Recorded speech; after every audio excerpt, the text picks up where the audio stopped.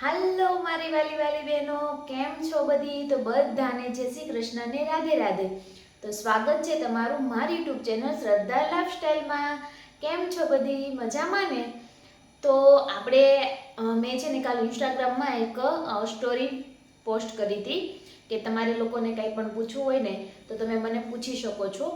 એમાં ઘણી બધી કોમેન્ટ એક એવી હતી કે અમારે બેબી નાનું થયું છે તો કેટલા ટાઈમ પછી અમારે ડાયટ ચાલુ કરી શકાય અથવા તો કસરત ચાલુ કરી શકાય. તો આ વિશે હું તમને જણાવું અને હું મારું પણ તમને કહું કે મેં કેટલા સમયે બેબી નાનું થયું પછી કેટલા સમયને કેવી રીતના ચાલુ કર્યું તો ડાયટ કરવાનું. તો મારી તમને થોડી સ્ટોરી કહીશ. તમે આ બધા ફોટા જે જોવો છો તે હું જ્યારે મારે માધવ નાનો હતો ને ત્યારનો છે. અને મેં છે ને જ્યારે ડાયટ ચાલુ કર્યું ને તે મારો માધવ છે ને 1.5 વર્ષનો હતો અને એ ફીડિંગ પણ નહોતો કરતો. તો મને ત્યારે ખબર પડી કે છે ને આવી રીતના ડાયટ કરશું ને તો વજન ઘટશે. એટલે મેં તો એવા મિનિંગથી ડાયટ ચાલુ કર્યો હતો કે કંઈ નહીં, ચાલો ને ચાલુ તો કરીએ, પણ શું રિઝલ્ટ છે મને કાંઈ આઈડિયા નહોતો. કેમ કે આ જે પ્રોસેસ છે ને પહેલી વખત મેં ટ્રાય કરી હતી ડાયટવાળી.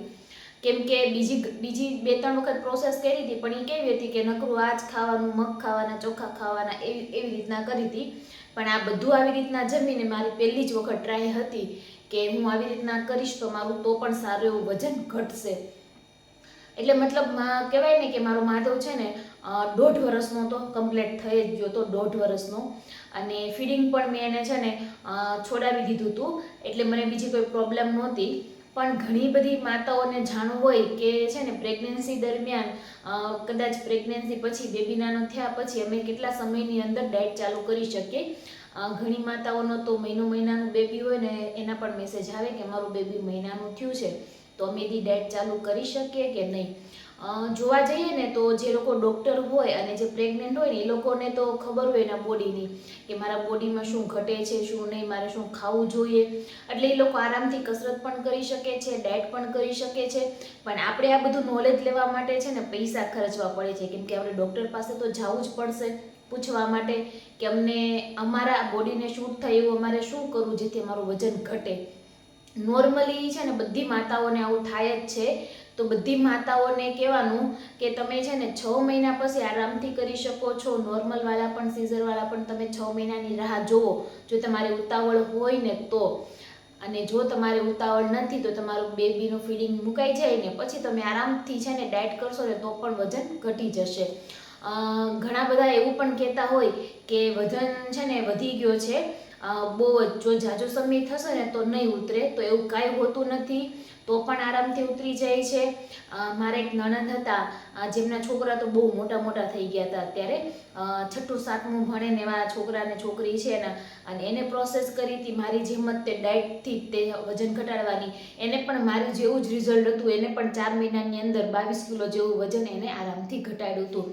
એટલે જે લોકો એવું કહેતા હોય કે વજન ઝાઝા સમય સુધી જો આવો નવો રહેશે તો ઘટવામાં વાર લાગશે, તો એવું ના હોય.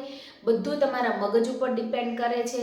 તમે જો કંટ્રોલ કરી શકતા હોય ખાવાનું, કસરત ને એવું બધું જ કરી શકતા હોય ને તો તમારું આરામથી વજન ઘટી જાય છે. એટલે બધી માતાઓને કહેવાનું કે અત્યારે તમારી જે બેબીવાળી જે ફીડિંગવાળી જે જર્ની છે અને છે ને તમે કહેવાય ને કે આમ એન્જોય કરો એમ. એક ખુશ હોવું જોઈએ, ખુશી અંદરથી થવી જોઈએ કે આપણે બેબીને છે ને ફીડિંગ કરાવી શકીએ છીએ. ઘણી માતાઓની છે ને આવી ઈચ્છા હોય છે ફીડિંગ કરાવવાની, પણ શક્ય નથી થતું એ લોકોને. તો એના બદલામાં જોઈએ તો નોર્મલી આપણે કહીએ કે સારું જ કહેવાય કે આપણે ફીડિંગ આપી શકીએ છીએ. તો તમે વજન ઘટાડવાની ઉતાવળ ના કરો અને તો પણ તમારું છે ને આરામથી વજન ઘટી જશે. અત્યારે તમારા બેબીને તમારી જરૂર છે તો તમે એને છે ને સમય આપો. અને બીજું એ કે એ પછી મોટું થઈ જાય 6 મહિના ઉપરનું થઈ જાય તો એને તમે બહારનું ફૂડ પણ આપી શકો એટલે એ આરામથી ધરાઈ જાય. અને ડાયટની અંદર તો આપણે થાય જ એવું કે આપણે ઓછું ખાવાનું હોય એટલે ફીડિંગ કદાચ ઓછું થઈ જાય તો તમારું બેબી પણ ભૂખ્યું રહે અને જે પોષણ એને મળવાના હોય ફીડિંગ દ્વારા એ એને ન મળે. અને 6 મહિના પછીનો બેબી થઈ જાય તો નોર્મલી આપણે એને ફ્રૂટ આપવાના છીએ, પછી દાળ આપવાના છીએ બાફેલી, એવું બધું નોર્મલી ચાલુ કરતા હોઈએ છીએ. અને જેમ જેમ મોટું થતું જાય 1 વર્ષ પછી ઉપરનું બેબી થતું જાય એને તો તમે બહારનું દૂધ આપી શકો છો, ખોરાક, શાક, રોટલી, દાળ ભાત ઓલમોસ્ટ બધા જ ખોરાક આપી શકો છો. બધું જ પોષણ તમને એને બાળકથી મળી રહે છે. એટલે તમે ફીડિંગ ઓછું પણ આપો ને તો પણ તમારું બેબી હેલ્ધી રહે. એટલે ફીડિંગ કરાવવાનું કારણ એ જ છે કે બેબી આપણું છે ને હેલ્ધી રહે. અને મેં મારા માધવને 1.5 વર્ષ જેટલું છે ને ફીડિંગ એને આપ્યું હતું અને અત્યારે એકદમ હેલ્ધી છે. અને એ ફીડિંગ મૂક્યા પછી મેં મારો ડાયટ ચાલુ કર્યો હતો. એટલે તો પણ મતલબ માધવને છે ને મેં ડાયટ ચાલુ કર્યો ને એને 1 મહિનો જેવું થયું હતું ને 1 મહિના પછી એને ફીડિંગ મુકાવી દીધું હતું. એટલે 1 મહિનાની અંદર જેટલું ડાયટ મેં કર્યું હશે પછી એને ફીડિંગ મેં મુકાવી દીધું હતું. આરામથી એને જરૂર પણ નહોતી એટલા માટે. તો તમે એ રીતના કરી શકો છો. તમારા બેબીને છે ને જર્ની જે કીધું ને એવી રીતના એન્જોય કરજો. અને આ હતી મારા માતાઓને રિક્વેસ્ટ.